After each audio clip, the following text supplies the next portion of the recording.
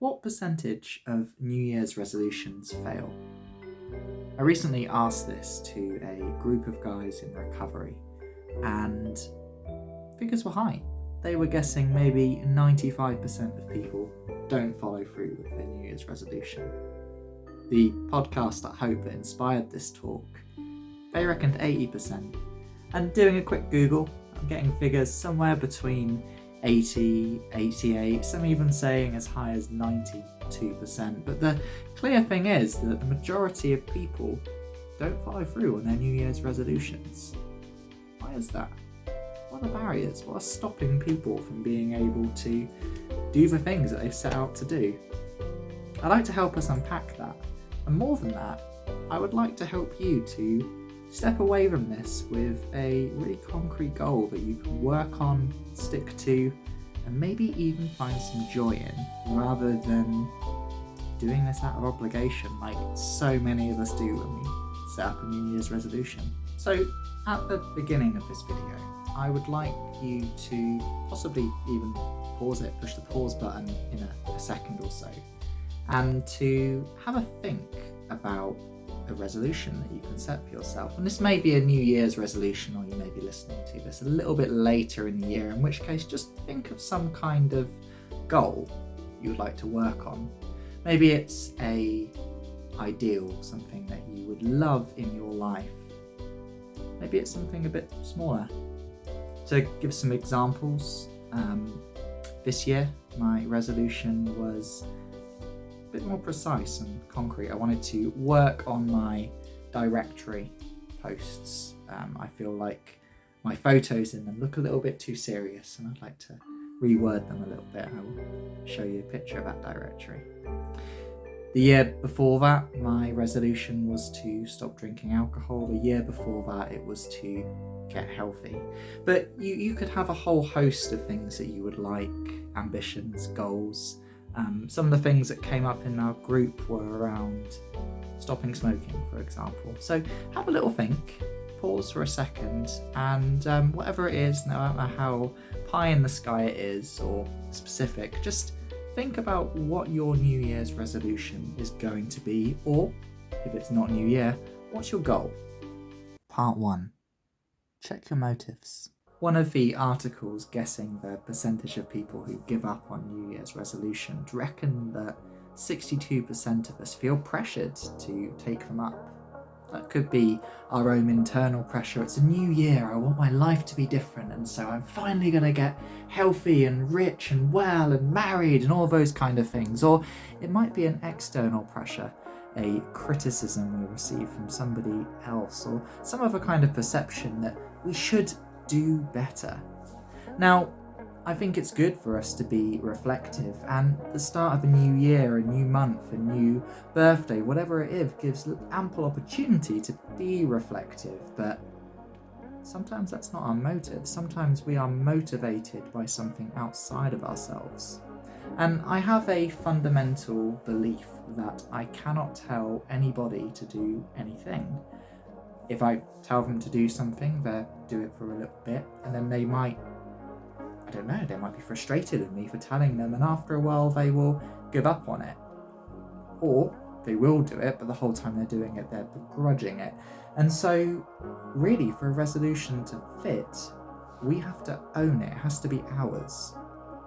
And secondly, there's this whole thing around stages of change. We tend to take a while before we change, and much of change happens underneath. It's not overt, it's kind of bubbling underneath us. And so we might not be ready to start a resolution, even though it's the 1st of January.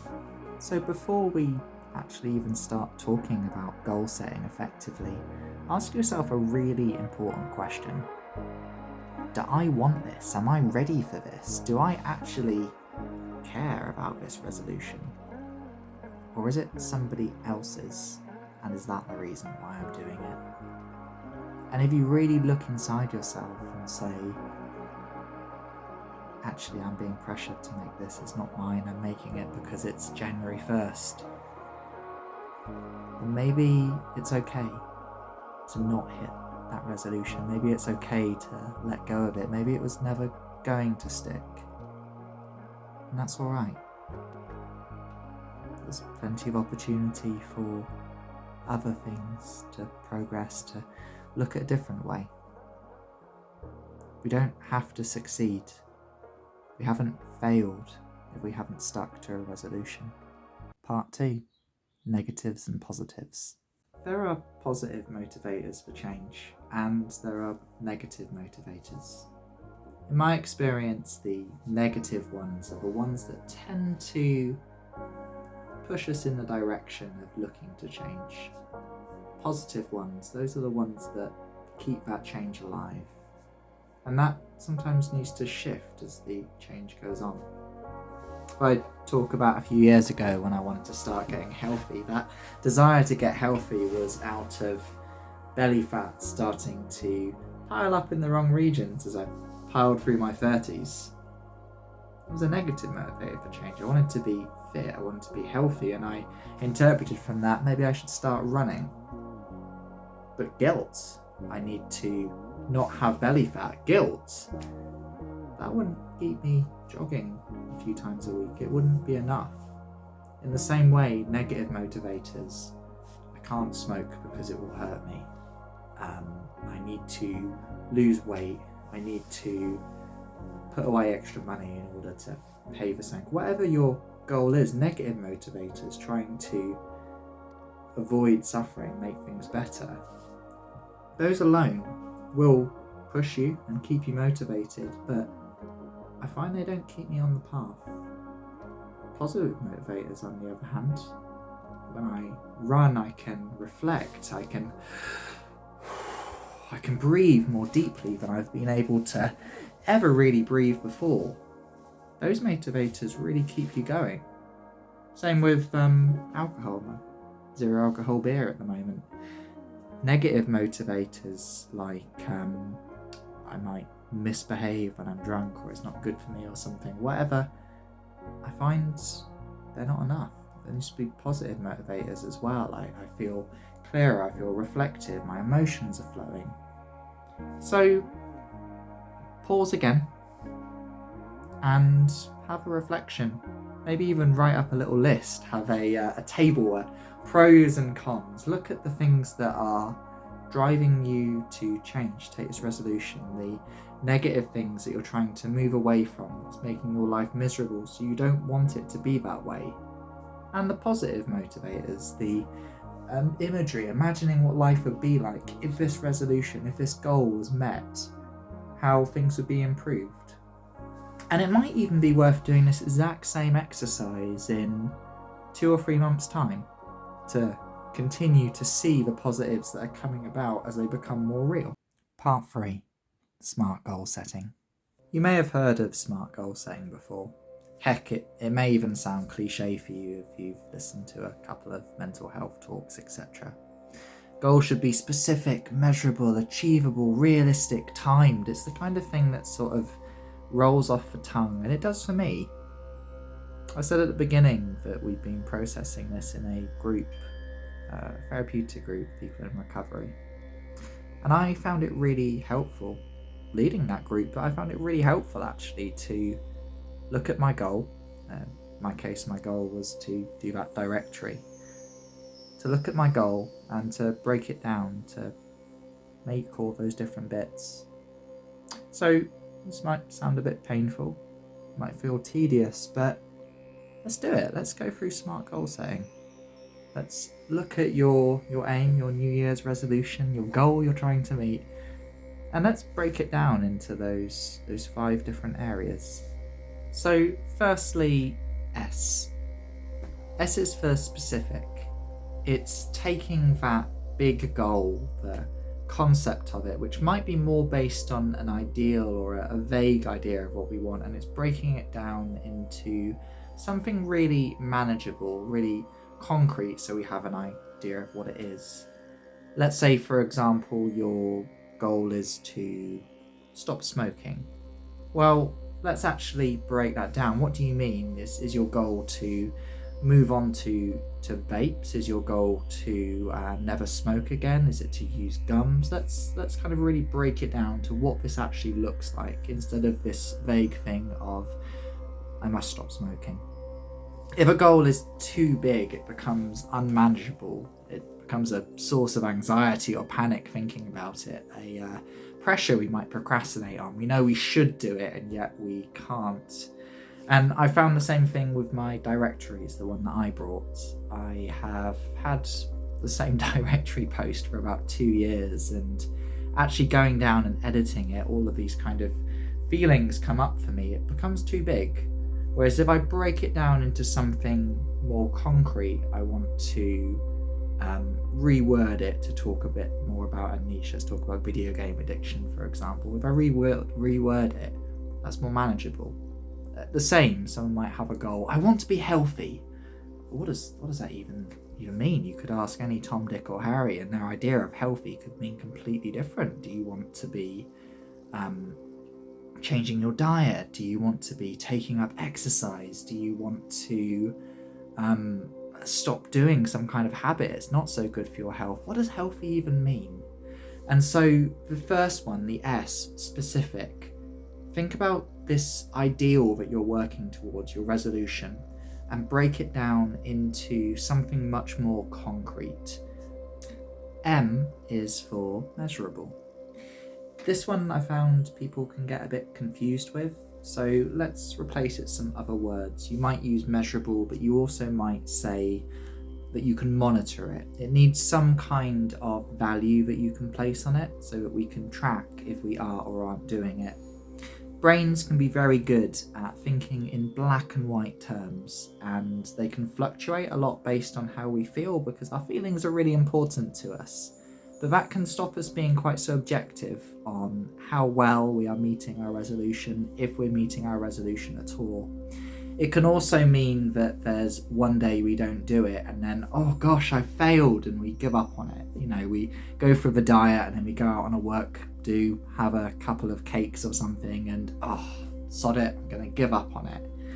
Whereas if we can be more monitored, if we can have a metric of it, then we can actually monitor it and think, okay, on this day I didn't do great towards it, but other days I've done all right. I can look at this measure and have an idea of how on track I am.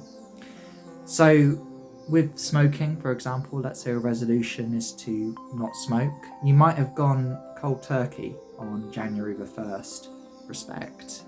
I think many of us might say, I'm going to stop smoking, so I'm going to cut down from 20 a day to 10, or I am going to engage with smoking cessation services to help me reduce the amount that I'm smoking. If we are having issues with alcohol, again, we might just cut back day one, say I'm not going to drink again. Or it might be that we reduce the units, especially if we have dependency issues. It's safe to reduce the units. Or it might be measured for me. I allow myself to drink alcohol free, and that's a measurement. I can say I'm this number of days, but I've not drank. Whereas for someone else, they might have different rules. For the healthiness, we might decide that we are going to eat healthily. Like we might have an idea of a number of calories we're going to have.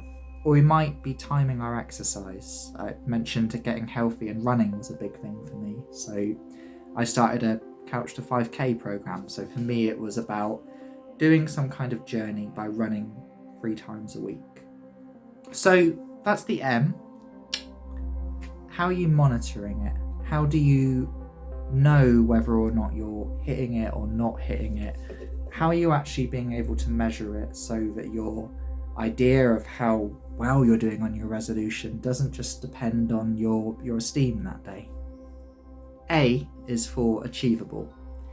If you would like, it's fine for you to just say yes or no on this one. And if you've clicked yes, brilliant. Your goal is achievable, it's realistic, you can hit your resolution, in which case let's just move on to the next 2 letters. And if you say no, actually thinking about it, I don't think it's achievable, I don't think it's possible for me to hit this, then absolutely fine. let's go back to the S and how specific it is, and let's change it. Let's alter it a little bit until it is achievable. I am very much looking forward to April. There is a 10k race over lots of obstacles called Wolf Run. Really excited for it, and I want to do it with other people. And I was talking to somebody who was thinking about getting into running around it, like, oh yeah, you could do Wolf Run with me, that would be great. I love that idea. But when I think about it, it's 4 months away. And reaching 10k in 4 months is, it's doable. But that's hard. They're going to have to be really devoted to it, and they might injure themselves. So I think about that, and then I think, I've got excited. I've had the best intentions, but it's not achievable. Maybe instead there's a 5k race with different kinds of obstacles, or maybe they could do it with me in the summer instead. Likewise, you might have a resolution. You might look at yourself and go, I want to be super muscly, and then you might have a physique like mine. Okay, I've got a jumper to hide my lack of muscles, and it's not realistic. There's limits to what our bodies can achieve. We might be able to go back and say, I would like to be healthier. I'd like to be able to lift more. I'd like to be slightly stronger. That is achievable. So have a little think about your goal, your resolution, and think, is it achievable? Can I actually hit this? Is it possible for me? Is my goal to save £100,000 in the next year? Well, it's possible to save £100,000, but that's pretty hard. You know, you're probably going to have to do a lot of ventures to do it, and probably listen to different YouTube videos than mine. Is your goal realistic? Is your goal achievable even? And if it's not achievable, then change it a bit. R is for realistic. You've got your goal, it's specific, you can measure it, it's possible, it's achievable, but is it realistic? I thought to myself about writing a book. I could write a book on anxiety and using anxiety and actually how much it can guide us. And I thought about it and thought, I could do a chapter on this and a chapter on that, but I asked myself, is it realistic? No, I don't think I would write a book. And I came to this same conclusion actually with my goal this year on editing my directories. It evokes things, imposter syndrome, lots of scary things about putting myself up there in the public face. Somehow YouTube seems easier. And it scares me. I don't know if I can change my directory. And so because my goal didn't feel realistic, I adjusted it slightly. I said to my lads that instead of doing my directory, I'm going to do a new photo. And they almost heard me and thought I said a nude photo. So I've convinced them I'm opening OnlyFans. I changed my goal. Rather than a big goal of I'm going to change all my directories, I changed it to I'm going to get a haircut, and then I'm going to take a new photo and I'm going to use that new photo. And that suddenly feels much more accessible. So ask yourself a question that even though you can achieve it, is it realistic? Can you be compassionate on yourself? And if this goal, even though it is physically possible, if it's not realistically going to happen, then again, use goals as a tool. Go back and edit it until it's maybe something of a similar flavour, but something that is actually achievable and realistically achievable for you. Final letter is T. T for timed. And by timeable, I mean, when is this going to happen? If we've set ourselves a resolution to do something, put a time limit on it. And when that time comes, review it. I find for me, deadlines can be really helpful. I just filed my tax return and I always seem to leave it until the last possible month. I could do it all the way back over the summer, but there's something about that looming deadline. Oh, I've only got till the end of January. There's something about that inspires me into action. And the same too, if your goal, your New Year's resolution is to get healthy and you've got it really specified and measured what it looks like, then have a time for when it happens. I want to be healthy by this. Or it might be that you have something that doesn't really have an end date. Let's say, for example, you want to do what I did last year. I want to give up alcohol, but you don't intend on actually ever drinking again. It might be that there is a time to review it, or you might have set time limits. Let's say you're trying to give up smoking. You might say that by the end of January I'm going to be smoking 20, and then I'm going to be smoking 10, and then I'm going to be smoking 5 as well as a vape, and then by next year I'm not going to smoke at all. So give yourself a time limit and make that time limit, again, realistic and compassionate. Part 4, closing tips for keeping up your resolution. A goal, a resolution, is a tool that is for you to be able to use in order to reach your ambitions, the things that you would like. You are not a tool for those goals, for those resolutions. If we feel forced to do something, we're likely to stop it. And if rather than being something that's helpful, your resolution becomes this taskmaster that's forcing you to do things, it's not going to work out for you. So if you find your motivation is waning, if you find that you're not really pushing yourself towards it, if it's feeling uncomfortable, then review it. There will be setbacks, there will be times when it's easier to do it, but review it if it's getting hard. And instead of just giving up on it, change it. Set a new goal, have a similar flavour. Keep it fresh, keep it alive. Use it as a tool rather than you being the tool for it. Humans are incredibly social animals, and we need support. There's something about telling other people about your resolution, getting other people involved, that makes it more concrete, more likely to happen. So when I came back after doing the group where I decided I was going to change my photo, and it had been translated to nude photo, and I had my little bit of paper with writing that you can't quite see because it's in mirror writing.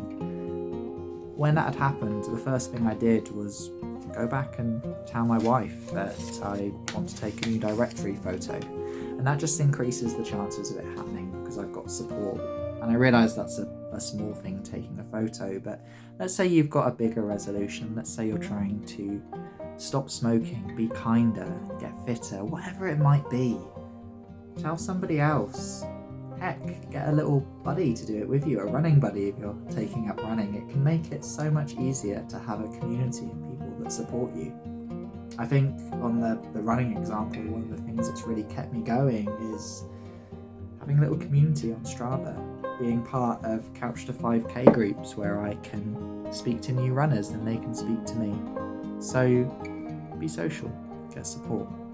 I've recommended at a few points during this video to pause it, or to have a kind of positive and negative motivator list, and even writing stuff down or thinking. And the reason that's useful, journaling, that kind of thing, the reason it's useful is because minds are very good and very quick at thinking, whereas writing, that's much slower and it's much more concrete. It's something we can look back on, just as I can look back on my bit of paper where I've written stuff out that I've shoved into my pocket.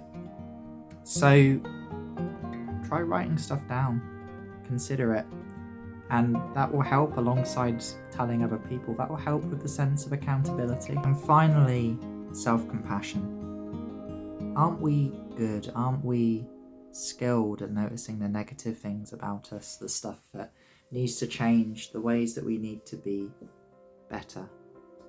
And those things drive humanity forward. Heck, we are such an advanced primate. Look at everything that we have discovered and made, and that wouldn't exist if we couldn't imagine better futures, ways to improve ourselves. But it can come at a cost, and that cost can be looking negatively on ourselves.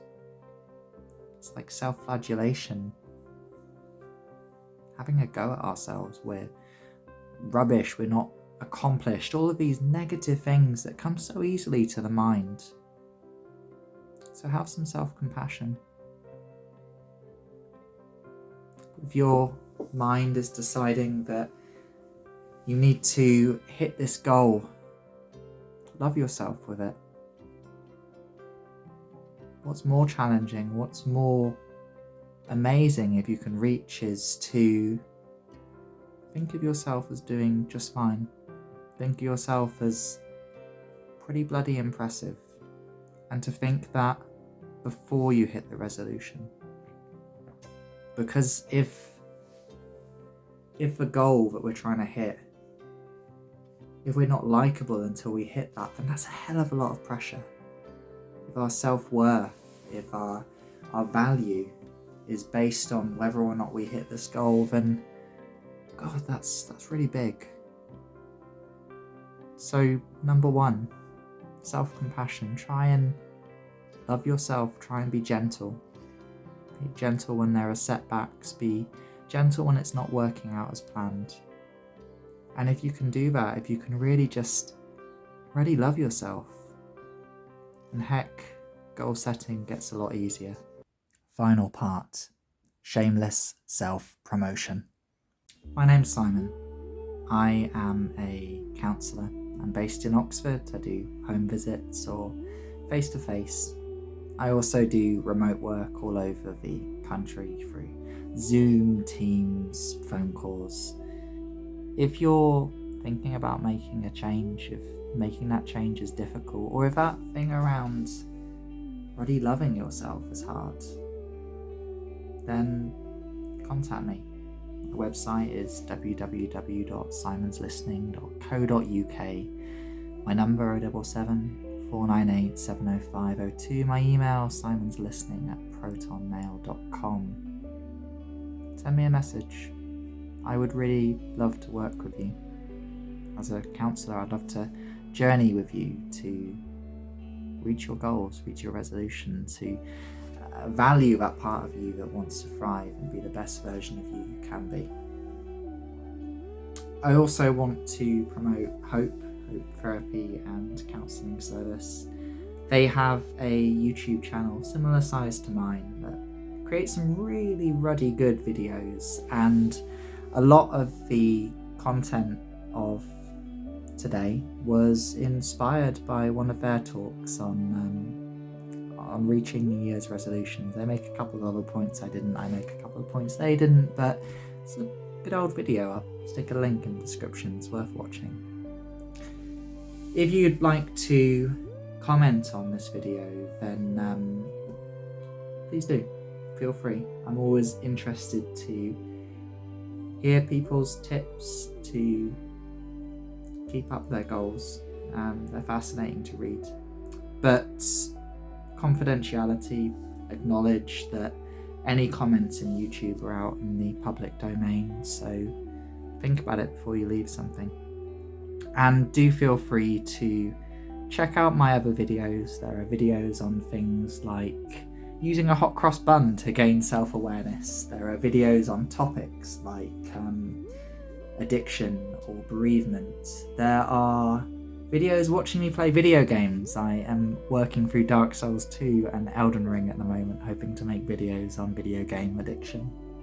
And I've been doing a load of shorts recently on crafts and mental health. There are loads of them. I think this is mostly a shorts channel. I make like 3 shorts a week and a video every now and then, depending on what jumps to my mind. But I'm working on a long form video at the moment. It's probably going to be about 20 minutes or so on the science, the psychology of crafts and how that can help us with our mental health. Thank you for listening. Thank you for your time. I wish you the best, genuinely. I really hope that your resolutions can be a tool for you and that you can succeed in the things that you want to. Thank you.